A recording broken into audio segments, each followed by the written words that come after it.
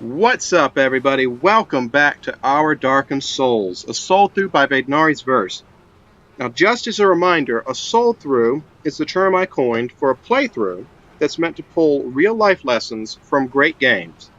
And one thing that's great about them is that you can always watch them again. Just like you can get something new out of playing the game another go-round in New Game Plus, you can learn something new from these videos in the future. Because we're never in the same place twice. And what better games to start with than the Soul series? Now, last time we kicked this off with some good bits of wisdom the game had for us to find, what I called our own dungeon cell key. That whether we realize it or not, we are equipped with everything we need to live out our lives exactly how we want to. And that figuring out who we are, what makes us special, and who we want to be are the first steps to a happier, fuller life. But we were also left with a lot of questions. The last three, which we were left to ponder. The first of these was, what do you think we could have in common with the undead? But if you're new to the game, you probably couldn't even start to answer. Because the undead of Dark Souls are different from the kind you'll find anywhere else. So, to start explaining what an undead is, let's start with a close-up. Now, if you were here last time, this was not the face you expected to see, was it? Much more corpsey than the pale-faced gentleman we created. Well, this withered look is a sure sign that our character is undead. Just like those half-nude, badly sunburned people we saw at the end of the cutscene last time. But if you're new, you're probably wondering how on earth we can be the same as them. I mean, we're bad, but we're not that bad. Well, in the last video, the narrator spoke about a dark sign, which was that ring of fire from the end of the intro cinematic on that person's skin. Well, it's actually something that we have and we can make use of. So, it's got a description. Let's read it. Dark sign. The dark sign signifies an accursed undead. Those branded with it are reborn after death, but will one day lose their mind and go hollow. Death triggers the dark sign, which returns its bearer to the last bonfire rested at, but at the cost of all humanity and souls. Now, if you're new, there are a few things that probably jumped out as strange or unfamiliar in that description, like humanity, souls, hollow, and bonfire, particularly going hollow. Well, I'm going to talk more about humanity once we actually get some, and I'll mention souls briefly, but I'll go into more detail in later episodes. And we'll see what a bonfire is very soon. But for now, let's focus on the fact that the dark sign's description is the plight of the undead in a nutshell. We've got a twisted sort of immortality, in that no matter how we die, or how many times, we will always come back. But the problem is, as you can see, we don't come back whole, or with everything intact. Not only do we lose our souls and humanity, which is the worst thing about dying gameplay-wise, but we lose bits and pieces of who we are as people.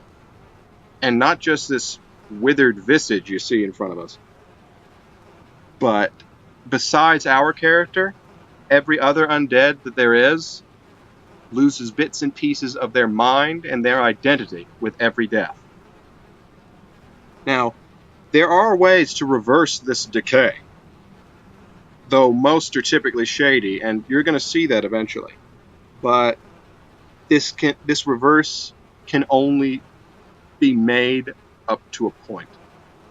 If an undead dies too many times and loses everything about themselves, they become something else, something broken and beyond saving. This is called going hollow. And as it suggests, an undead who goes down this unfortunate road is known as a hollow, which is what these guys out here have become. And they are either they're mindless, but either dead to the world in their mindlessness, or violent to anything that comes near. And the curse of the undead still lingers on them. They keep coming back no matter how many times they're killed or how, but they are never the same as they used to be. Take a look at this guy right here. Look at him. Half the lights on and nobody home.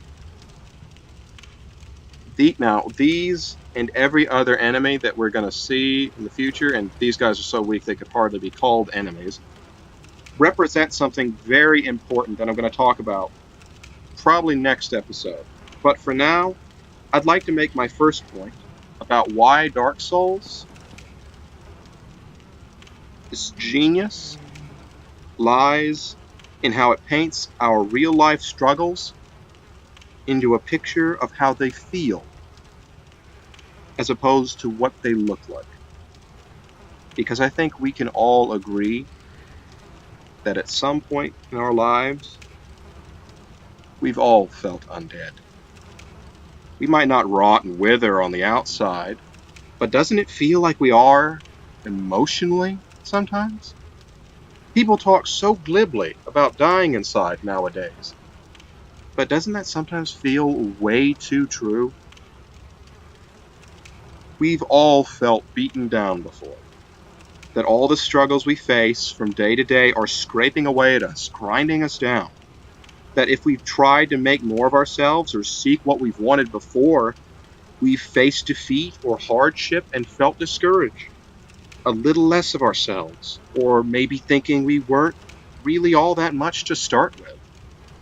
If we're not who we want to be, or where we want to be, life can wear us down.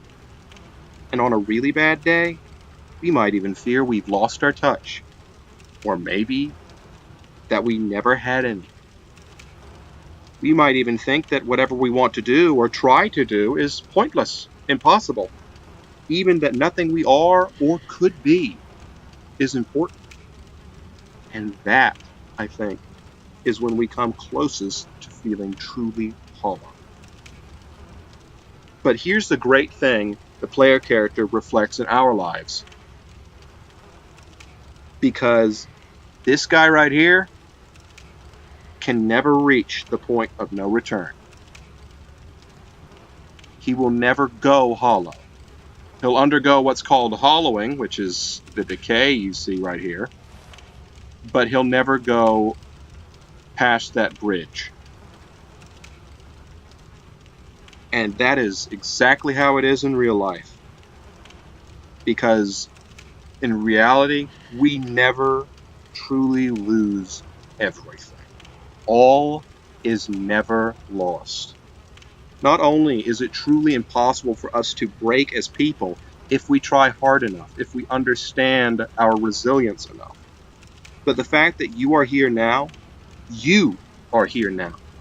means that you haven't given up the fight. You aren't beaten yet, and you're still looking for ways to soldier on. Bravo to you. Because when I mentioned our dungeon cell key earlier, I meant to add that not only are we as equipped as any other person to live the life we want, but that we possess the same level of ability in what it is we truly want for ourselves as any mogul, A-lister, or earthshaker ever had. And in each of us lies our own unique first flame.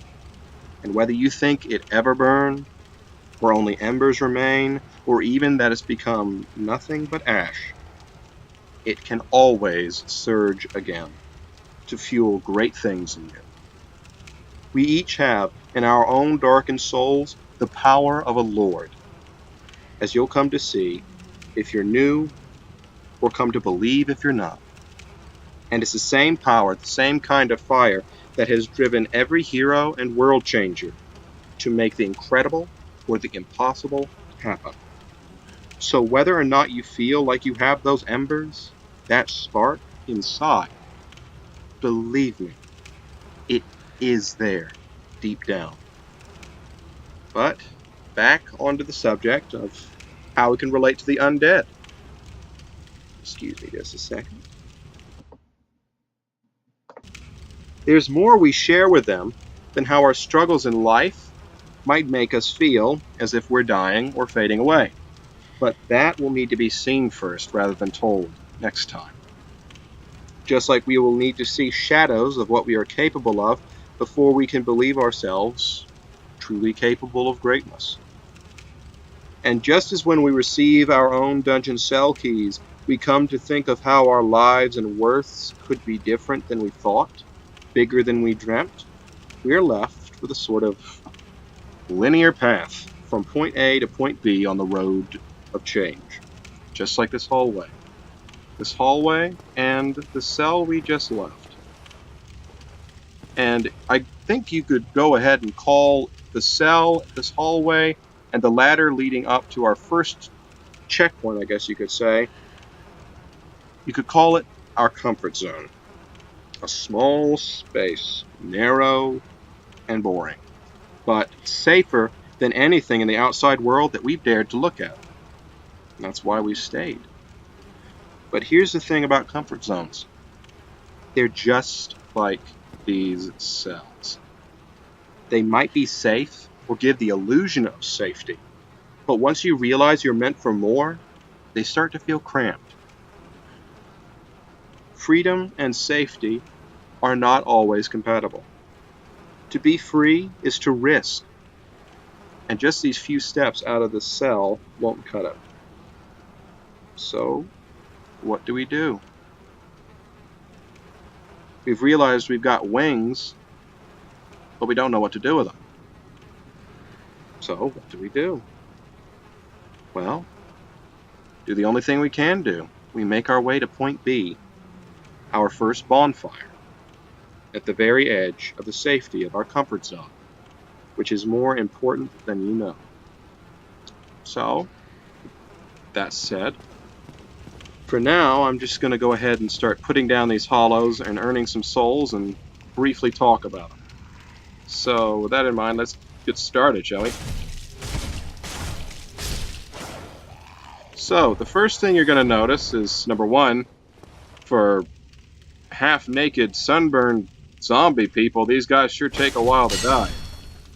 And that's partly a gameplay mechanic, but it also relates to something real life I'll talk about next time. But here's the other thing you'll probably notice. That number at the bottom of the right side of the screen just jumped from 0 to 40. And that's because I've started earning souls. So if you're new, this is going to be a crash course on what souls are to gameplay, not what they are to real life, in reflection. Basically, souls are the life force of the enemies that we kill, and the tougher the enemy is, the more souls we get, and as the game progresses, they'll get tougher and tougher.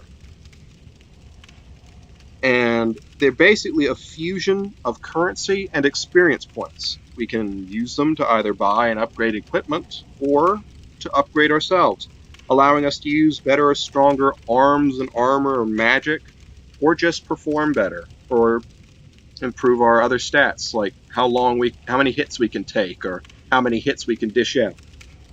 All of these have great importance in what they reflect in real life, but the distance to the bonfire is actually very short. It's just around the corner.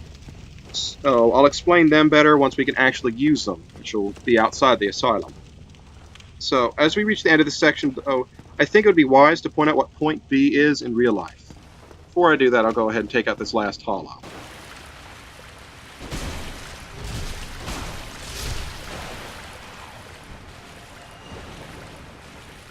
Man, I can't wait to get a better weapon. But anyway, we're at the end of this, little hallway, our comfort zone. So, question comes up, what is point B? Well, basically, it's the point where any further progress is decided. Point A, our cell, is where we first ask, Is there more in us than we think? But point B is where we ask, are we actually able to be more than we thought? And it's appropriately at the very fringe of our comfort zone. And for us, point B also has the convenience of being our very first bonfire. And appropriately is also where we're going to first talk about the subject of true rest. But first, let's get this thing lit.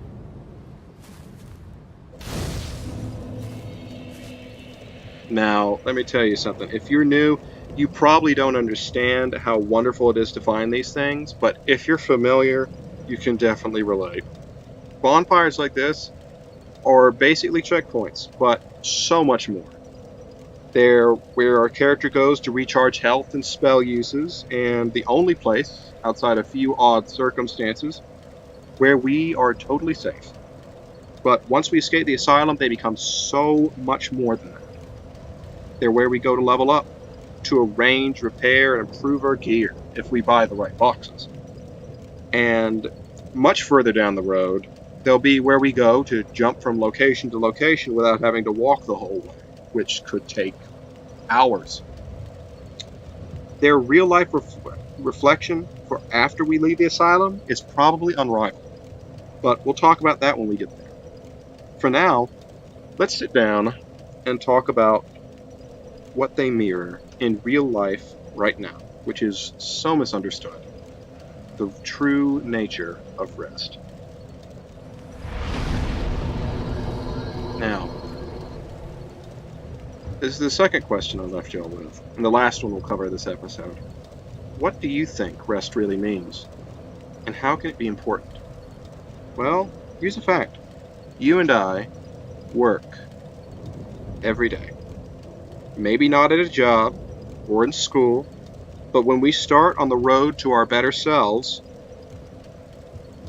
as I think you are if you've been watching this so far, we'll have to work at it every day. I see his legs twitching a little bit. It's a little strange. Because nothing about growing or improving is truly easy. But at the same time, growth is not always visible or kinetic. In fact, a lot of it is super passive, or at least should be. And sometimes the other work we have to do to keep chugging along in life wears us down, almost as much as any struggle. And that's where rest comes in.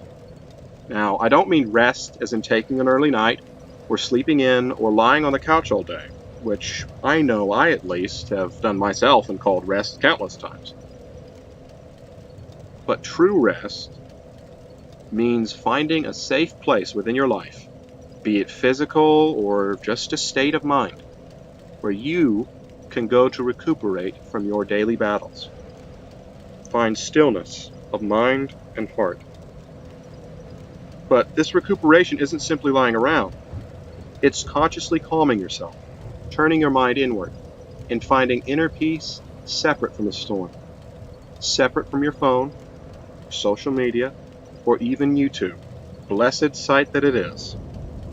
It means finding peace in your own body, your own being, without any distraction, to learn more about who you are and what you would like to be. But this peace comes with a clearer purpose, more active purpose, because rest is not actually meant to be a time of total quiet. The point of centering yourself and clearing your mind, of finding or making this place of calm and restoration, is not just to find more of yourself, but to also make a place of planning, kind of like a headquarters, or at least a base to work from, which the bonfire of the game will serve as, just as the bonfires we find or make in real life will need to be. Because as we go along, you're going to find that while I don't think I'm a bad player at all, we're probably going to die more than a few times in this Soulthrough. Just like how in life, even though there's no such thing as being bad at it, We fail. We trip and slip and stumble. We make mistakes, some worse than others. But that does not make us bad at life, and that does not make us failures. But just like the dark sign's description said, each time we die in this game, we're going to wind up at the last bonfire we rested at, to think of how to change our strategy, how to better prepare, or how to just calm down so we can think clearly if the challenge is particularly tough. This is the same in real life.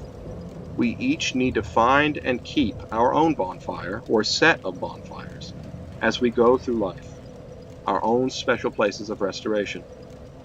Now, this purpose of resting being for the sake of progress isn't really new, and was termed by a successful writer named Steve Covey as sharpening the saw. As he put in his best-selling book, The 7 Habits of Highly Effective People, in life we have many trees or challenges to cut down, and we each have our own saw to do that with. But if we don't take some time to pause every now and then to sharpen that saw, eventually we'll just be dragging a flat metal sheet against an unyielding tree, and getting both nowhere and so frustrated that we either are tempted to give up or flat out give up. Now, any of us will admit that laziness won't get us anywhere. But it's also important to understand that working ourselves to the bone, never sharpening that saw because we think pausing means wasting time, will only get us closer to the grave and farther away from who we could be. We need to strive to move forward in life, just like in the game. But just like we'll be hunting for a bonfire in the wasteland of an unfamiliar level, you and I will need to find a place of peace and quiet during the moments in life when we feel stressed or pushed to the brink. If we mean to really succeed and become more of who we want to be. Now, not all bonfires look the same for every person or part of life, and nor are we only able to have one or two throughout our lives. The role this bonfire plays right here is brief, and it's hardly the only one we'll have to use. But it's our first place of rest on this journey, at the border between ordinary and extraordinary. And it's vital for the role it plays right now, and will, just like our first real life bonfire. Because this first bonfire that you claim in your life will be the point where you consider what happens next. Where you consider the question, am I actually able to be more than I thought?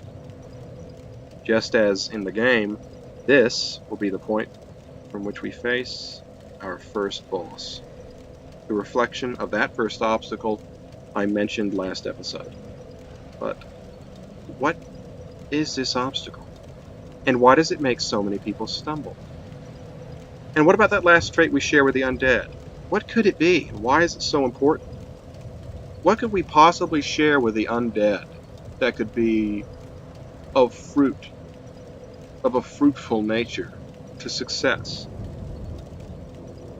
I am so ready to find those answers together because they're probably the most important to getting us started on this journey to our new lives and to setting this series up.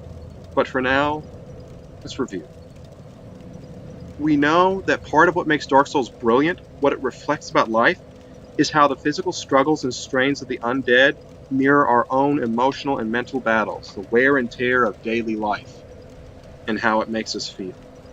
But we're also aware that, unlike the other undead in the game, we can never go hollow, because we can't lose everything. And we know that a key part of self-improvement is understanding the true value and meaning of rest, which is not just chilling out or lying around, but centering and calming yourself to get to know yourself better, to recover from what's past, and to prepare for what's to come, and how to grow closer to our best selves. But still, there are questions about this boss. I know there are. This obstacle. How does it stop so many from moving forward? And how can we overcome that? The answer can't be obvious. Why do so many try and fail to progress? Why do we? And what could sharing anything with the undead help in our journey towards success? Now, those are questions I'll leave for next time. But if you've got the time, that's only a few seconds and a click away. So, until I see you again, I'm Hiram, and this has been episode 2 of our Darkened Souls, a Soulthrough by Vaydnori's Verse. Until next time, peace be with you.